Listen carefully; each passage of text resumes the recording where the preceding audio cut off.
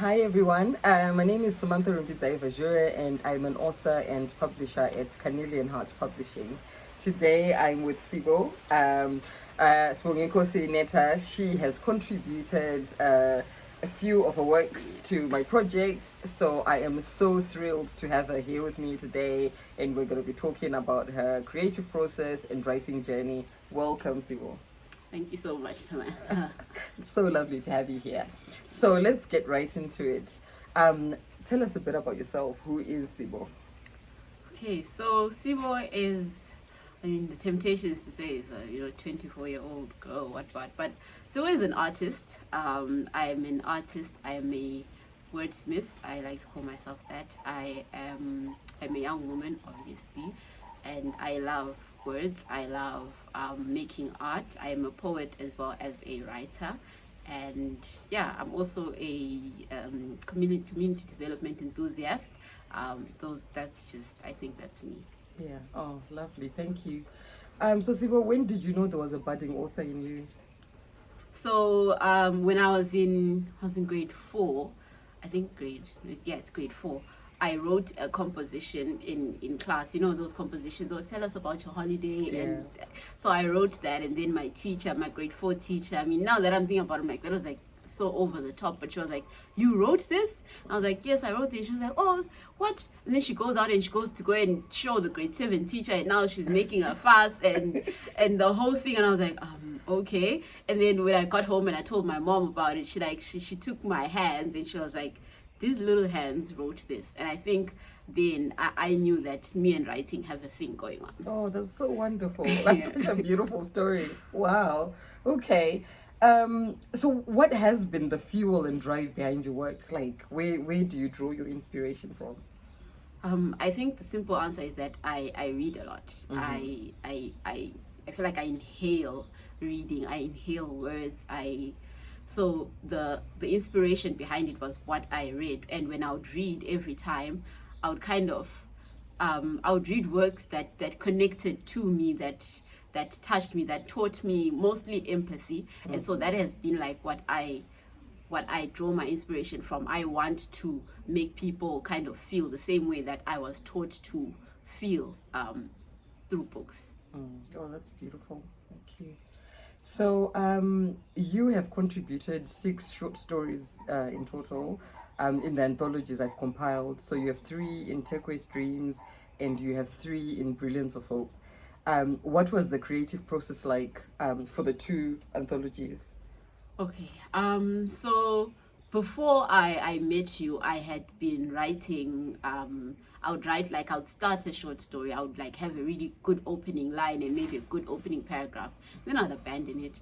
And so when now I had these projects to write for, I was now like adding to that what I had already started. So the creative process, you could say, it took many years to write, because I would have started a story then thinking, it's nothing's going to turn out of it. And then when I go back and revisit it, then it was not easy, because I've learned that writing it's very easy to start something, but to see it to the end, I learned that it's not easy. Challenging. Yeah. Oh, okay. Yeah. So no, that's really good, because I think a lot of writers do have a pool of works that they have and they don't complete. So yes. Yeah. So it's great to know that you were able to complete those works because you had projects that kind of forced you to see the works through. So that's beautiful. Thank you. So while we're on the anthologies, would you mind reading us excerpts from both books, please? Okay, all right. I will start with this one, Brilliance of Hope. I am very excited about it. Recently got my author copies. The story that I'm going to read from is It's the Sky. It had been almost 5 years since our unexpected encounter at Byte Bridge. Almost halfway through a journey I decided would be very unremarkable. Even the border post routine had proved to be less eventful than I had expected. After queuing for hours and getting my passport stamped on the South African side, the final stage in the entire process, I had walked back to the bus only to find that someone was sitting in my seat. They had their back turned to me and their nose pressed to the window, so I cleared my throat to gain their attention. A young woman who looked roughly my age had turned to look at me, and through the dim light of the bus, I noticed how defined her cheekbones were, how smooth her warm chestnut skin was, and how puffy her eyes were. I deduced that she had been crying and decided to sit on the seat next to the aisle instead of claiming my window seat.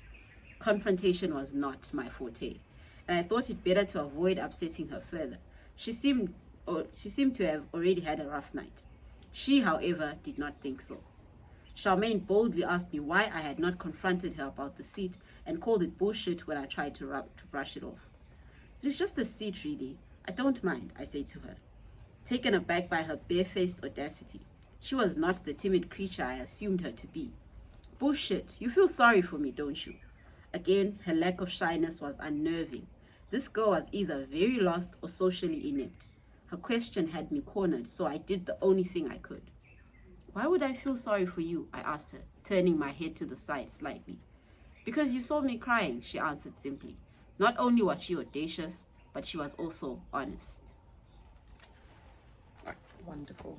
Yeah. Take that off here. Okay. And now I'm going to read from Turquoise Dreams. And where did I put the page marker? I'm going to read from The Thing with Feathers. All right. I was the last one to welcome him home. I came out of the classroom where I'd gone to hide myself from everyone's sight just as he was about to go and greet the gogos who were too old to get up. I froze as he looked at me, unsure of what to think about this surprise. I wanted to take a step towards him, and I willed my face to smile, but I seemed to have been paralyzed, and none of my body parts were working. Fortunately, my best friend smiled and started walking in my direction. Slindile, he whispered breathlessly when he got to me, almost as though he could not believe his eyes. His whispering of my name somehow freed me, and suddenly I could feel my limbs again. I threw my arms around his neck and released the breath I had not known I was holding for the past 7 years. The relief alone of seeing him in the flesh and touching sent tears rushing to my eyes in the most unbecoming fashion. We held each other for a short while before we let go, and when I looked at his face, I was relieved to find that I was not the only one embarrassing themselves with tears. Oh, thank you so much. Those beautiful readings. So I find that there are quite a lot of life lessons in your stories, Siboe, and I wonder, is your writing intentionally didactic or do you write purely to entertain? All right, so firstly, I'm going to need you to define didactic. I think I have an idea of what it means. It's just like teaching, like you know, sometimes you write something with the intention of making people aware of something. Right. So for example, if it's an advocacy piece of work, okay, let's say I want to raise the awareness of I don't know, the discontents, you know, with the patriarchy or something, I might write a piece of work specifically to educate people on what, you know, on how bad the patriarchy can be, just as an example. So yeah, so does your work, do you intentionally want to put those life lessons in, or do you write to entertain, or do they just naturally come out? Like, what's your intention? How do you? So I would say yes, I am very intentional about shifting the culture and the thought patterns, because reading is a very powerful medium. Reading is a very powerful medium to communicate messages. So I am very intentional. At the same time, though, I am somebody who enjoys reading. So I want that for my readers. I want them to be entertained also. So yes and yes. That's great. That's great. So other than your stories in Turquoise Dreams and Brilliance of Hope, what else have you written, and can we expect more literature from you? So I do not have anything that has been published yet, but I do have quite a few things that I'm working on. I'm currently working on a short story collection. You can definitely expect. I love writing, and I'm here to stay. Fantastic. And I know you're a spoken word artist. Yes.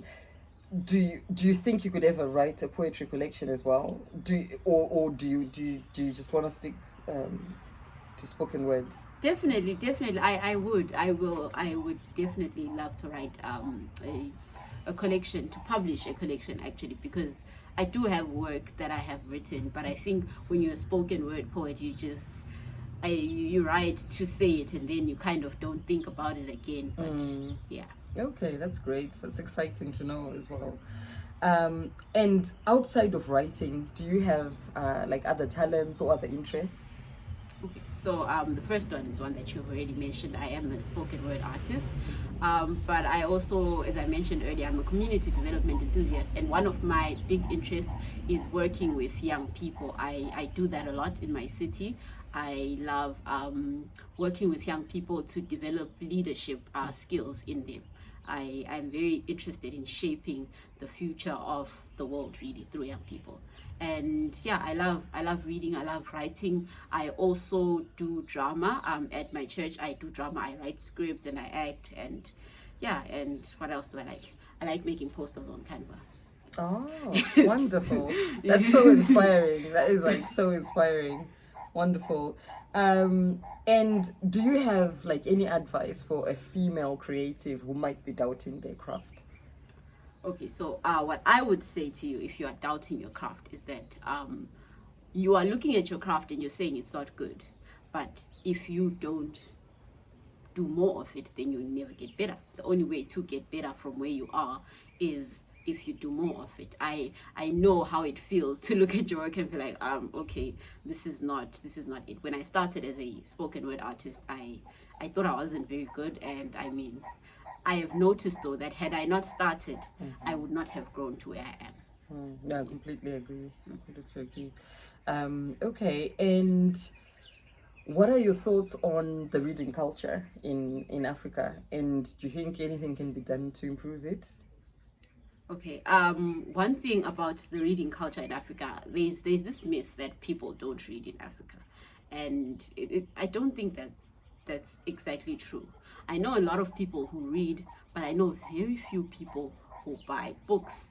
Mostly because our economic situation, it has this thing where books that you have to buy are a luxury. They come as second, and also the fact that libraries and all such things are not really prioritized anymore, so people cannot get free access to books anymore, and they will probably not buy them by themselves because they have to put other things first.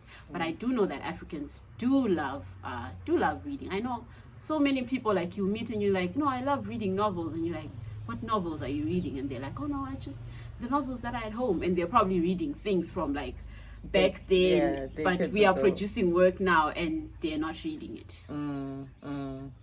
No, I get you. I get you. And you know, it's something I think about every single day. Like, how do we improve that culture? Like, what do we do about it? Exactly. And you know, and it's part of why we're having this discussion, right? Like, you know, we just wanna, you know, maybe if we talk more about what we're doing and the books or whatever, we might just definitely. And if improve we that culture. Yeah, if we as writers, I think if we work together to ensure that the books that we are producing now, they are also being accessed by people, not just people who are really well off, who can afford to go into a shop and like spend $12 US for a book. I don't know how, like, what we can work on, but we can do that. And once somebody knows about our book, once somebody knows about our work, they will keep coming back for it, I think. Yeah, absolutely, absolutely. So, you know, speaking about books and writing and whatever, do you have, who are your favorite authors? Do you have favorite authors? And if you do, who are they? Right. My one and only favorite author is Khaled Hosseini. Like, that man can write a book. That man can, what he does with literature, what he, yeah.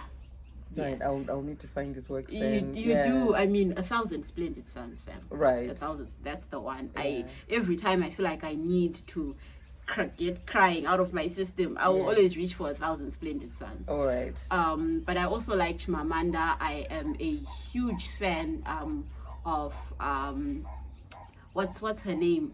No Violet Bulawayo. Yes, and Novio Rose Chuma.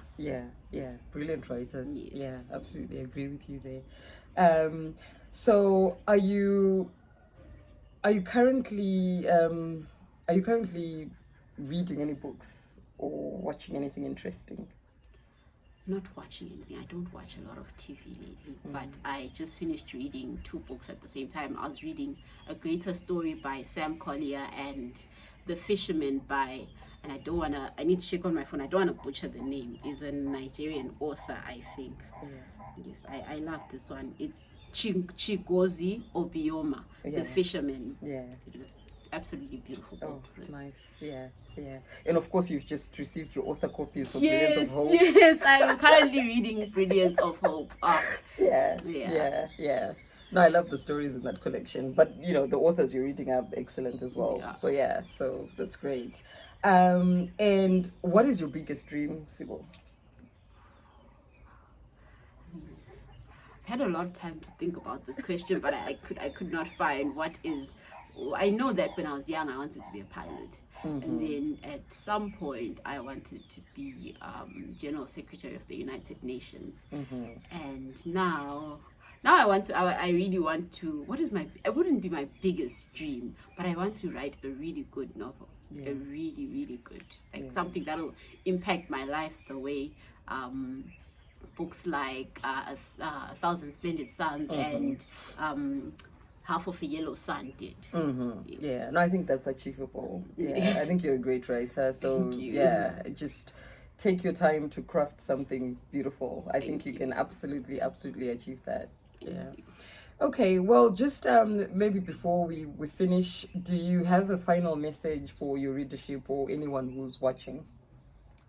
Well, final message for my readership. Besides, stay tuned for what is to come. I think that you guys should read more. You are watching this because you are a reader, and chances are you're looking around and you're saying, why are there no more readers? Read more, talk more about the books you're reading, the current books.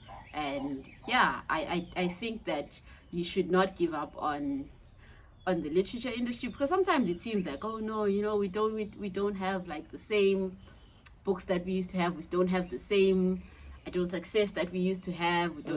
But keep reading. Just the best thing you can do is keep reading and talk about reading, and make sure you hype reading to your friends as well. Yeah, no, I think that's great. Thank you so much. I mean, it's been absolutely wonderful meeting you and talking with you. It's just been a great afternoon. So yeah, thank you so much for coming through. Thank you so much, Sam. I had fun. Oh, great.